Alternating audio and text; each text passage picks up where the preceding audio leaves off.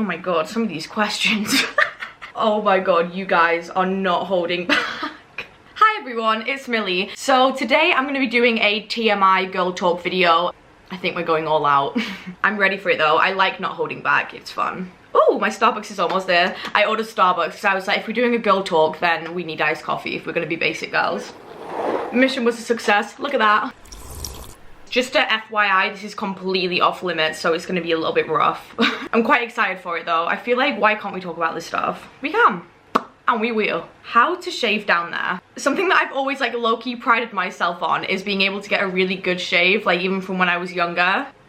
I either use like a brand new disposable razor, because sometimes they are kind of good, or I'll use like a slightly more expensive razor that have like the gel attached to either side of them, if that makes sense. Soak in the bath for a while, like 10-15 minutes, put some conditioner on there, leave it for a minute to like soak in, then I'll shave from the outwards in, if that makes sense. So I'll kind of go sideways to begin with, then I'll keep going sideways until I've got like a nice base shave, and then when I feel ready I'll start going up. Then it's the up one that's risky and might cause razor bumps, so if you like ease yourself into it, you'll know if you're going to get razor bumps or not, or if she's prepared to be shaved.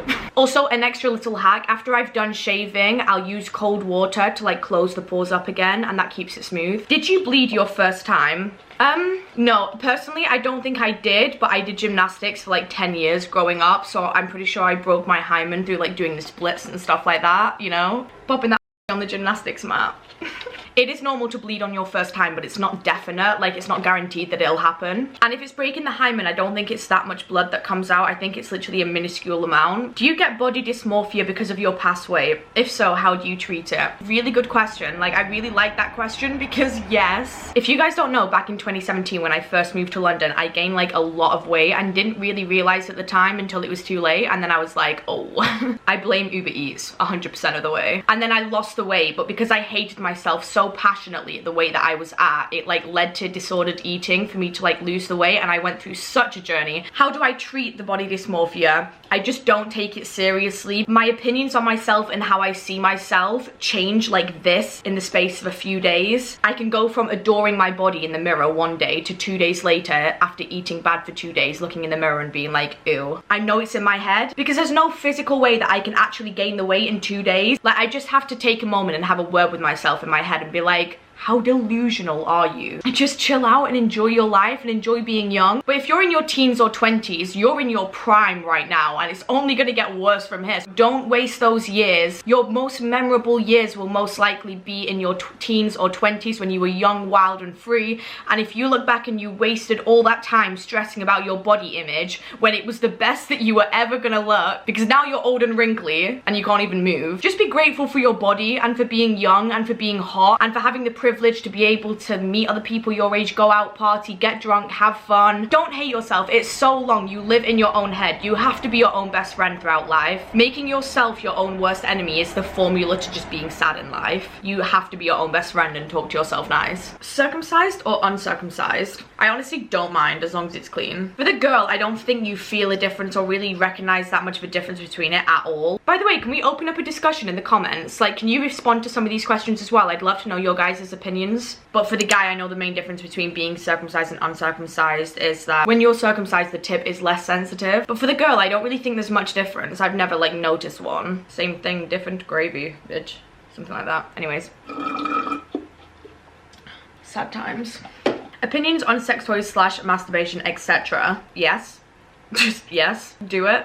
Obviously, everyone does it, I'm pretty sure. If you don't, that's fine. If you do, that's fine. I don't know why it's so taboo, especially for girls. I know that when I used to have like girl sleepovers when we were younger and we'd play like truths and stuff in a circle, if there was that one person that was like, do you guys masturbate? And then everyone was like, everyone would look at each other and be like, oh my god. Is it normal to not feel anything during sex? I feel like, yeah. I feel like it is kind of normal for a girl. A lot of girls can't like come or orgasm from like just actual penetration. Add a vibrator and I think your life will actually change. Those things are sent from the heavens though, not gonna lie. So I was just deeping this question and I realized that when I first started having sex, I actually didn't feel anything for the first few times, like not really anything memorable. Now it's so different though. I think it just takes a few times to get used to the feeling. If you've just started having sex, then give it time, I'd say. How to be confident naked whilst having sex. So I'm guessing you're saying you've got some body issues and you're having sex with someone and you're nervous about them judging your body. Don't worry about that. If you're in the position to be having sex with someone and it's got to that stage, they want you, they want all of you. They already know, they have eyes, they can see, and they like what they see. Don't doubt that. Don't let your own insecurities and your own like voice in your head like nag at you and be like, he's judging you, he's doing this, he's doing that. He's not. He just wants a good time and you got just the thing for that. They're just girl issues that we've all created in our own heads because of the beauty standards, because of what the media portrays and makes our expectations be. But guys, they don't care. How do you actually get a boy to like you? Do you have any advice? See, getting a guy to like you, I feel like doesn't make sense. How I see it now is like, there are gonna be so many guys, right, in this world. Bearing in mind there's like 7-8 billion people in the world, right? Think about how many guys that are your type that you think are attractive. If you were to meet them all one by one, how many would actually fall in love with you for who you are and your exact personality, where you don't have to play games and manipulate or anything like that? They will just love you for who you are and you'll have the most unreal connection with them. Don't waste your time on someone who might not be interested in you, like, unless you're low-key both playing a mutual little game and it's part of the relationship, but not in a toxic way. Not toxic, that's so different. Just don't give away too much and just hang out with them more and like just be yourself, and if they fall in love with you then it's meant to be, and if they don't then it's just not, and you'll find someone that is meant for you. But then again, if you're bored in life and enjoy the chase and being like, I wonder if I can get you to like me, then go ahead. And my advice for that would be, if you validate a guy's ego 1 second and then pull away the next, his ego is going to be very bruised and he's going to do everything to reclaim his ego from getting your validation. But if you don't give it to him all the time and you're like very hot and cold, it's going to confuse him and then he's going to fall in love through his own obsession in his head. If you want to do that. I'm just being honest. You guys are asking for the advice and I'm giving it. I didn't say that it was going to be good or helpful or morally right. How to not feel nervous when it's your first time with a new person. I'd recommend getting drunk for the first time. Wait, are you 18? I didn't say that I was gonna give good advice. I'm just going off like my own opinions. But like genuinely, if I'm having sex with someone for the first time and it's a new person, doing that shit sober is a bit scary. Like breaking the ice when you're drunk is like a lot better, and then you can be like more crazy and wild and free as well because you're not overthinking it as much. But if you don't have the same issues as me, what I would say is don't get too much in your head about your insecurities. Like it's all just an illusion in your head. You're just overthinking it way too much. A point that I want to make, and like a reason why I feel like you shouldn't be nervous when you're having sex, even if you are sober, this is like advice for myself as well. When you actually deep how powerful females are, but like the actual truth to it, like as divine feminines, like the power we hold, like guys are enamored by women. Like the power of a woman to be able to seduce a guy, like I don't care who you are, if you're a female and you know what you're doing in your head, you can seduce any guy just by eye contact. Like it is really that easy. Look, this is my little divine feminine moonstone. How to let a boy go even if you weren't together. Just going through the talking stage. Situations like that, it's genuinely a boomerang. Let that bitch go, let that bitch fly away, and if it's meant for you, it'll find its own direction and come right back, and if it doesn't, it was never meant for you. That is a fact of life. Move on. If you hold on to someone or hold on to the idea of someone, the whole time you're holding on to them, you're turning a blind eye to every other option in your life. Anyone that's interested in you, you won't even be able to tell, and if you do tell, you won't be reciprocating that energy because you're so tunnel vision with another person. So you have to actually let them go, especially if you've told them how you feel. Cut them off straight off the bat. You actually have to, for your own benefit. Fall in love with other people, and no matter what, you have to do that because it'll put the whole situation into perspective. Whether you find someone else and you're like, oh my god, you are my actual soulmate, how could I have ever thought that it should have been with this person? Or it might be a few years of you dating other people and then being like, nah, and then you and the other person find your way back to each other, but you do have to cut them off for a while and allow yourself to move on. Time is the best healer as well, but you can't heal with time if you're still seeing the person and they're still in your life and you're still thinking about them. You have to create boundaries and just cut things off. Don't ever let yourself be taken for granted. Know your worth, that's for definite. I realized as well recently that after you let someone go and like kind of cut the contact, you start to meet a lot of people, like a lot of guys will start to enter your your life. Since that happening, I have met people that I have actually been interested in and wanted to give a go and been like, you excite me and you like create like a spark in me and stuff like that, which I never felt when I was clinging on to the idea of this other person. That energy and that love that you have that's already in yourself to feel for someone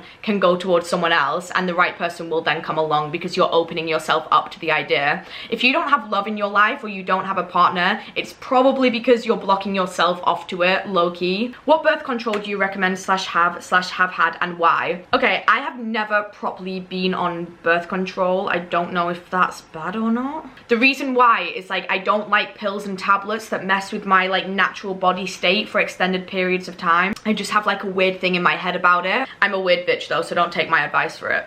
I have taken the pill for like short periods over the past few years, but I don't experience mood swings or anything like that in relation to my period and when I'm coming on and stuff. I don't think my mood changes unless I don't recognize it. Maybe I'm just numb. What age do you think is right to first have sex? It genuinely does depend on the person. There is no right age, and you should never ever compare yourself to when your friends are losing it and stuff like that, because it doesn't matter. Like, you just do you. Some of my friends lost it at 13. Some of my friends still haven't lost it, but like no one really cares. Do you know what I mean? It doesn't really matter. I feel like when you're in high school, you start like stressing about it as your friends start to lose it, and you're like, oh my god, when am I gonna lose it? But then you lose it, and then after like a week, you're like, oh, I feel the same. Have you any advice on how to have an orgasm? If you're talking about during sex, number one, add a vibrator, 100%. The other thing as well, if you want to actually have an orgasm, is just to use your mind. I feel like women are very like mind orientated, mind-body connection. Because I don't know if you guys relate to this, but like a random hookup with like someone that you barely know compared to someone that you're like really interested in is like very, very different. They're very different experiences. Like if there's an actual emotional connection there, like it feels so much better. And I feel like that's because women are a lot more emotional and stuff, so like their head and body have to be like a lot more connected. That's probably why women are known to like catch feelings more as well. Is it bad that I am 15 and have never done anything with a boy? Hell no, you don't have to do anything. Like, do it when you're ready. It's a part of life. It's gonna come, and could come any day when you're least expecting it. Like, it'll come when it's ready. I feel like if it hasn't happened yet, that's because within yourself, you're not ready. Otherwise, it would have happened. And that is so okay for you to not be ready. How to deal with discharge. It's so normal. Every single girl in the world goes through it. I wouldn't worry about it too much, especially if you're about to have sex with someone or whatever, because no matter what, ladies, remember, we always have femme fresh. Bless up.